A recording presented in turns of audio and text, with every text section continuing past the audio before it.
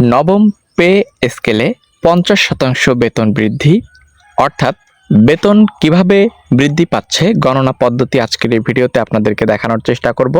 1 থেকে 20তম গ্রেড কোন গ্রেডে কত শতাংশ বেতন বৃদ্ধি পাচ্ছে, 50% বেসিক গণনা পদ্ধতি আজকের এই ভিডিওতে আপনাদেরকে দেখাবো। পে ফিক্সেশন ক্যালকুলেটর 2026 নবম পে স্কেলে 50% বৃদ্ধি ঘটলে কোন গ্রেডে বেতন কত হবে, সর্বশেষ আপডেট আজকের এই ভিডিওতে আপনাদেরকে জানানোর চেষ্টা করছি। অবশ্যই যারা চ্যানেলে নতুন আছেন সাবস্ক্রাইব করুন। তো এখানে আমরা টোটালি ক্যালকুলেট করে আপনাদেরকে দেখানোর চেষ্টা করব।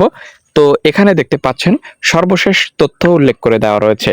তো এখানে পে ফিক্সেশন 2026 নবম পে স্কেলে 50% বৃদ্ধি কোন গ্রেডে বেতন কত হবে। এখানে আপনারা দেখতে পাচ্ছেন সর্বশেষ তথ্য এক নজরে নবম পে স্কেল 2026 কার্যকর। তো এখানে 50% বৃদ্ধি পাচ্ছে আমরা সবাই জানি, যেহেতু পে স্কেল ঘোষণা দিয়েছে অর্থমন্ত্রী 11 তারিখে। তো এখন কথা হলো 1 জুলাই থেকে কার্যকর হতে যাচ্ছে 50% বেসিক প্রতিটি গ্রেডের জন্য। তাহলে বেসিক কিভাবে আমরা গণনা করব এটি দেখাবো আজকের এই ভিডিওতে। পে ফিক্সেশনের মূল সূত্র বর্তমান বেসিক প্লাস 50% নগদ সুবিধা সমান নতুন মূল বেতন। নবম গ্রেডের প্রাথমিক বেসিক 22,000 টাকা থেকে বেড়ে 45,100 টাকা হওয়ার প্রস্তাব রয়েছে, বা এখানে বাড়ি ভাড়া ভাতা নতুন বেসিকের 35 থেকে 65%। এবং এখানে আমরা আরও কিছু গুরুত্বপূর্ণ তথ্য 2026 সালে আপনার গ্রেডে বেতন কত বাড়বে আমরা এখনই আপনাদেরকে দেখানোর চেষ্টা করছি। চলুন আর বেশি কথা না বাড়িয়ে মূল আলোচনা শুরু করা যাক। এখানে আপনারা দেখতে পাচ্ছেন হিসাব করুন 50% বেসিক, উদাহরণ 16তম গ্রেডের।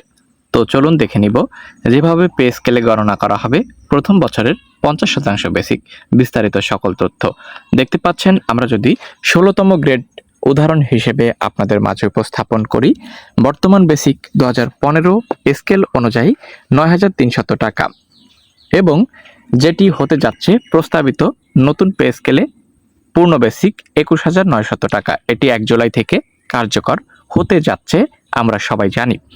মোট কত টাকা বেসিক বৃদ্ধি পাচ্ছে নতুন দেখতে পাচ্ছেন। স্কেলের বেসিক থেকে বর্তমান স্কেলের বেসিক বিয়োগ করতে হবে কিভাবে।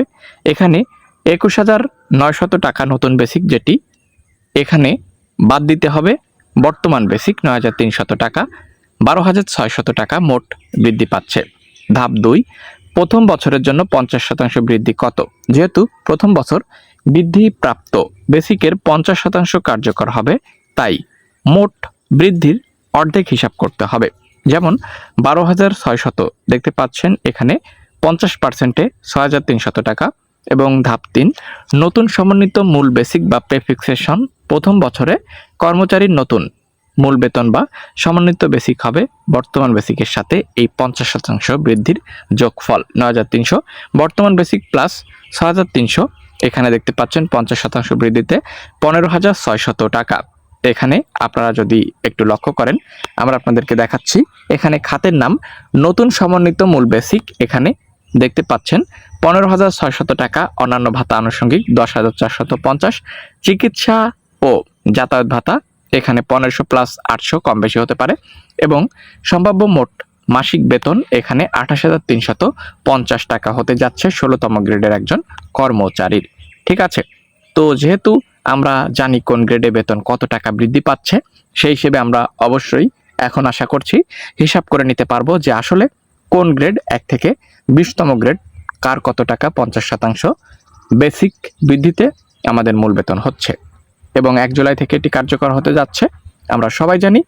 এর সঙ্গে সঙ্গে বিভিন্ন ভাতা বৃদ্ধি পেতে যাচ্ছে, কিভাবে বিভিন্ন ভাতা বৃদ্ধির সমন্বয় হবে এ বিষয়ে আলাদা একটি ভিডিও আপলোড করব, আপনারা অবশ্যই দেখবেন। ধন্যবাদ।